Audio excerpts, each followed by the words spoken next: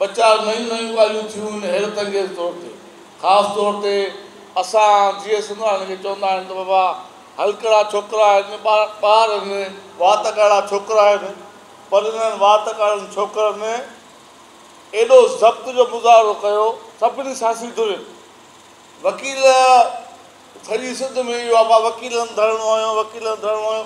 वकील कहिड़े ॻोठ में वञी सिंध जे माण्हुनि खे सुजाॻ कयो? कंहिं ॻोठ में कोन विया। हिननि सभु जेके जेके वेठा आहिनि इहे सभु विया, पर हिते सभु सियासी धुरियूं वक़्त ते फ़ैसिलो न करे सघिया। वक़्त ते फ़ैसिलो वकीलनि कयो। वक़्त सियासी धुरियुनि खे इहा सबक़ु सिखणु घुरिजे। वक़्त ते फ़ैसिलो न कंदो त तव्हां सां आईंदो बि इहो थींदो रहंदो, वधीक तव्हांजी मर्ज़ी। ऐं वकील साहिबनि असांखे कंहिं कमेटी में कोन खयो, उते असां कंहिं बि सियासी धुर का बि किरकिर न कई। रहिया उते पिया, बिस्तरा उते, सुम्हण बि उते, पर का बि किरकिर न कयूं, को मुतालबो न कयूं वकीलनि खे सां असांखे को कमेटी बि खणूं। सलाह वठूं उन्हनि जी मर्ज़ी, न वठनि त बि उन्हनि जी मर्ज़ी। असां परेशान हुआसीं त साईं सलाह त वठो, घटि में घटि असां कयूं, उनजी मर्ज़ी नथा। ख़ुशि हुजो अलाह तव्हांखे जेको आहे बख़्शे ॾे सभु जेको कुझु आहे। बहरहाल असां सम्झूं था इहो सभिनी धुरियुनि, ख़ासि तौर ते जेके धुरियूं दरिया जे मसइले ते जदोजहद कनि पियूं, उन्हनि तमामु वॾे ज़ब्त जो मुज़ाहिरो कयो ऐं सभु जो सभु सियासी धुरियुनि उन ते तमामु घणो जेको आहे त उन में पंहिंजो भरपूर किरदारु अदा कयो। ऐं आख़िरी ॻाल्हि साईं तव्हांखे ॿुधाईंदो हलां, असां डॉक्टर सफदर साहिबु ऐं रोशन बुढ़ो आया, डॉक्टर सलाह करणी आहे, हलो साईं वियूं था हली किथे। इहा आचर जो ॾींहुं हो, सलाह करणी आहे, हलो साईं वियूं था। सियासी धुरियुनि खे छा करणु घुरिजे? सलाह इहा बीठी त सियासी धुर खे किरदारु अदा करणु घुरिजे।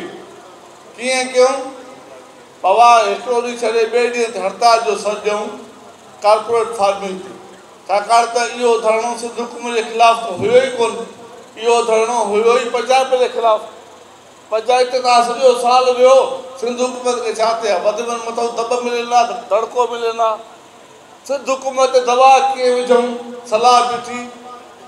डॉक्टर सफदर साहिबु चयो त मूंखे इहा ॻाल्हि, मुंहिंजो पंहिंजो फ़ैसिलो इहो, तव्हांजी ॻाल्हि सही आहे। रोशन साहिबु जेको आहे मञियो।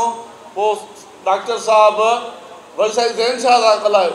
साईं ज़ैन शाह बि एग्री थी वियो त ठीकु आहे, प्रेस कॉन्फ्रेंस कयूं था ऐं अहिड़े क़िस्म जो जेको आहे कमु कयूं था।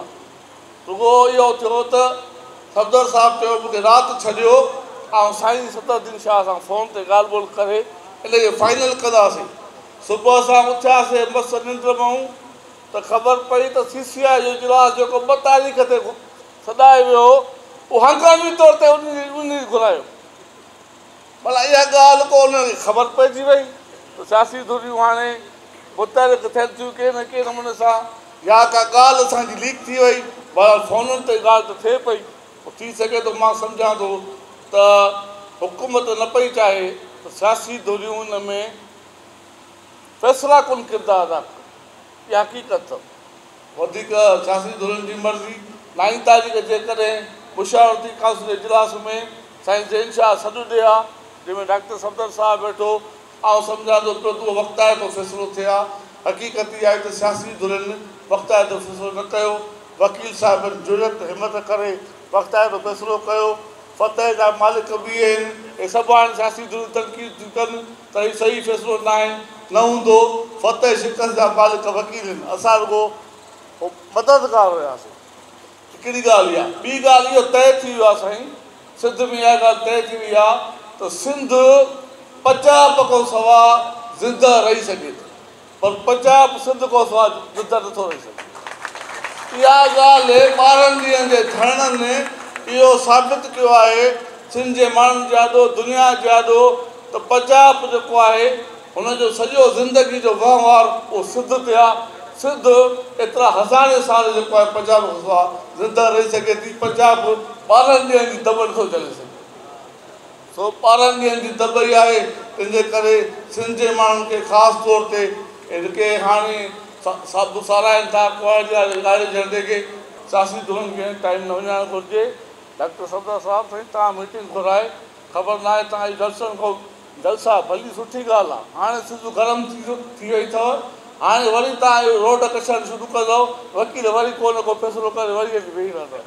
तंहिंजे करे रोड न कछो, महिरबानी करे को न को असराइतो जेको आहे फ़ैसिलो कयो त सियासी धुरियूं अॻुवाणी कनि।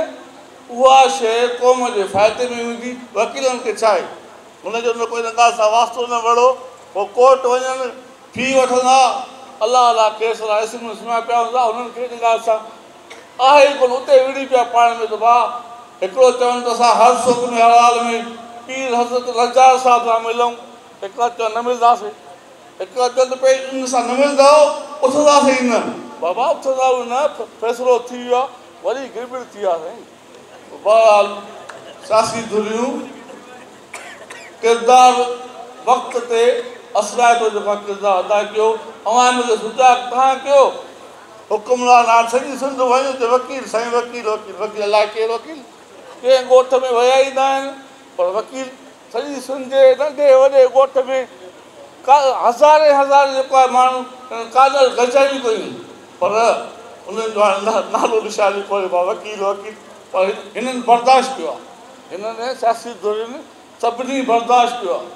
फ़ैसिले करण महिल असांखे पुछूं ई कोन, काले झंडो ॻाढ़ो झंडो हा थो फाटे वकीलनि जो, ईमानदारी पुछूं ई कोन।